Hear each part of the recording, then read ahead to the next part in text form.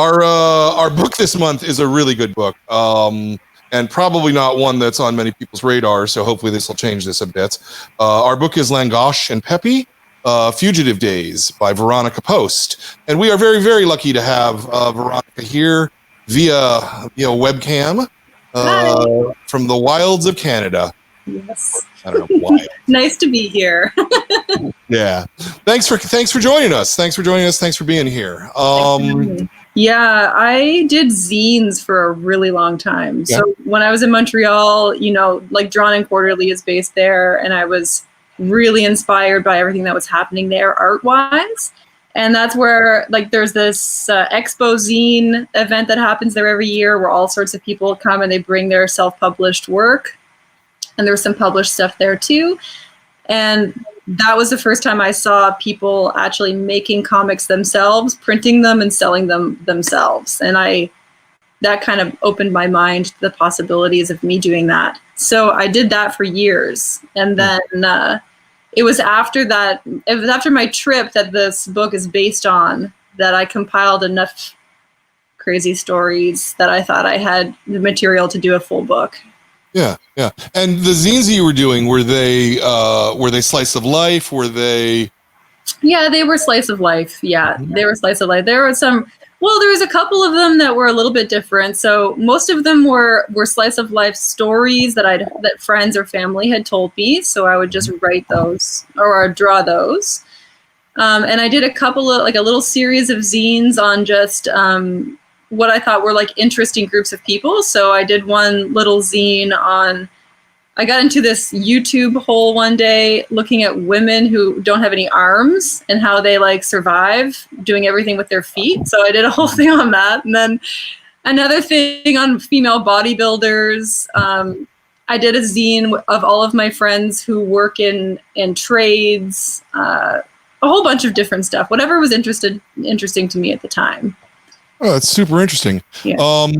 And I'm assuming because you kept doing it that you were successful enough. You made back your table. You made enough to pay your train there. Yeah. Yeah, I was part of a little collective. Okay. So that kept a lot of the costs down. So we were called the Walking Distance Zine Distro, and we just had a little group of maybe 5 people, and we just, worked together, and, we would rent tables together and share printing costs and stuff. Yeah. Yeah, neat.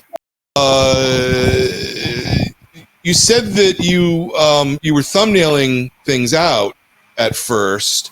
So how did you, I guess I'm just trying to understand how you would thumbnail things out and then start drawing it and then realize, oh, wait, this doesn't belong here. Because I think when I first started, I was convincing myself I was going to be able to fit everything in that I wanted to fit in.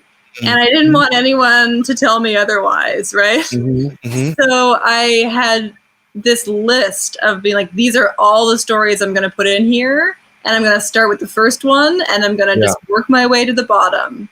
Right. And it wasn't until like 2 years of working on it, I realized, okay, it's too much, right? Like I need to edit some of this out. So that's how that happened. And if I had sat down and storyboarded the entire book first, I would have realized that a lot sooner. Sure. Did you have any editorial input? I guess when did you have the editorial input would be the better question. Yeah.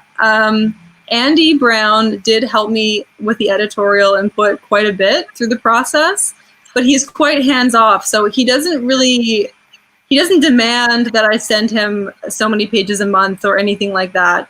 He kind of like let me do what I wanted at my pace. And then every once in a while he'd be like, let's see what you have. And then I'd send it to him and he'd be like, are you sure that you're going to be able to do all, like, he would give me a lot of positive input, but he was hinting from the beginning that I was trying to bite off more than I could chew.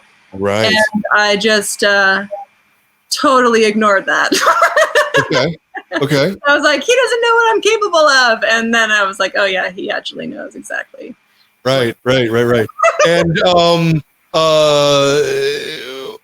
was it difficult to adjust on the fly like that? Yeah, it was. To tell you the truth, like I pretty much like had the whole book finished. Well, okay, I had like 150 pages of the book done by, let's say, like just this past December 1st. Okay. Right? And then I did the entire last half of the book in 1 month in December. Wow. And then I redrew the entire first half of the book in January because it didn't look as good as the second half looked. Veronica, that's insane.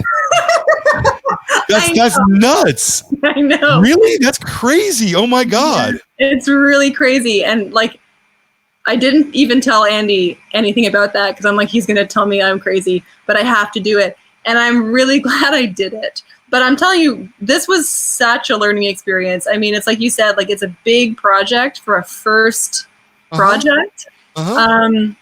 So of course there was like, you know, I did everything in a totally crazy way. Yeah. I've never done it before. But that makes it sound like you essentially drew I mean, obviously there was a lot of pre-planning and you had gone through it, so it's easier, but you essentially drew the book in 2 months. Yeah, I did. 322 pages. Yeah. In, let's call it 60 days. That means you're doing 5 pages a day? Yeah. Yeah, I was. Did you do anything else in those 2 months at all? No. I went to my boyfriend's parents' house for Christmas, and I went to my dad's house for Christmas, and that was it. That was like the only life that I had. Yeah, my jaw is dropped. That's insane. Wow. The thing is that my style of drawing improved so much during the 5 years of working on this book that there was no way I could allow myself to let it go with the first half of the book not looking that good and the second half looking good. Yeah. Sure.